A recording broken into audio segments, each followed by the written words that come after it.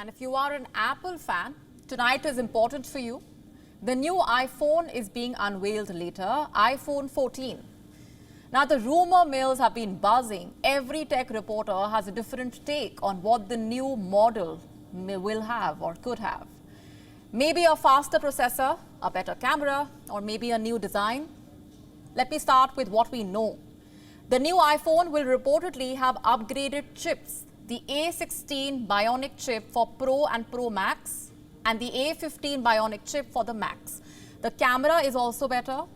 The speculation is they have introduced a new telephoto lens plus satellite connectivity. You can send emergency texts even without having a network. Now remember, these are rumors. Apple is very guarded about their new products. We will know the exact details only when they are unveiled. And having said that, we must address the elephant in the room. Has the iPhone lost its innovative edge? A few years ago, Apple launches were important industry events. They set the standard for other companies. The new features almost seemed like magic. But now, that magic is missing. Let me give you one example. Reports say Apple is bringing back the battery percentage meter in the new iPhone. It basically tells you the percentage of charge remaining. I know what most of you are wondering. A battery reader? Most basic smartphones already have that feature. And why is Apple doing that now? Well, older iPhones had that feature, but it was taken out in subsequent models. My point is simply, do these even count as upgrades? The same screen size, the same design, the same interface. Where is the innovation? 15 years ago, that was not the case. In 2007, Steve Jobs unveiled the first iPhone. It was almost like an alien device. There was no keypad, no clunky frame. It was one button and one screen. And even today, most smartphones use that same design. Like I said, Apple set the benchmark.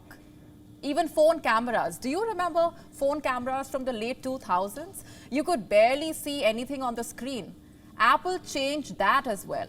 They gave powerful cameras in their smartphones.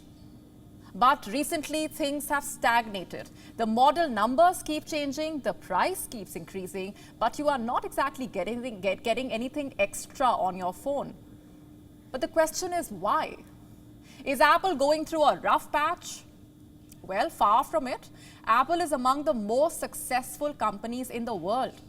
It was the first to reach $3 trillion market capitalization. Their revenue keeps increasing. Last year, their third quarter revenue was $81 billion. This year, $83 billion. So money is not the problem, clearly. So what is? In one word, culture.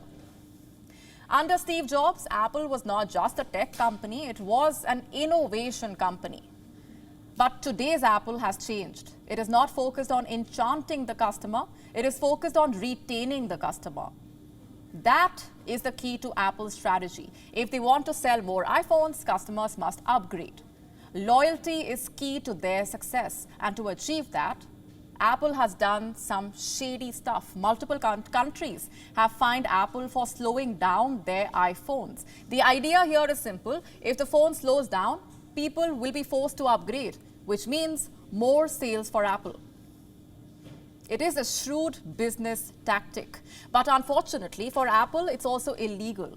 A much better option is to rediscover the magic, innovate to attract new customers, which means creating new and meaningful features. Just think about it. iPhone's touch screen in 2007 was not just new, it was a problem solver. It made typing and browsing a lot easier. Same with the home button. One click, and you are back to where you started.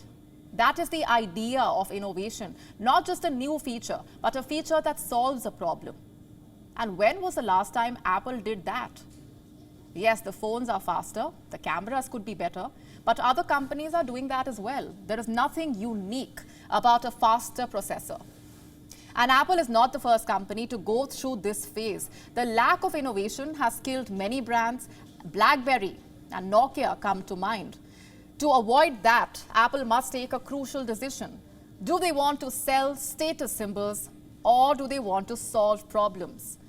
The first iPhone in 2007 was not a luxury or a status symbol. It was a unique piece of technology.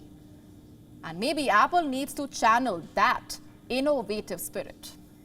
WION now available in your country. Download the app now. Get all the news on the move.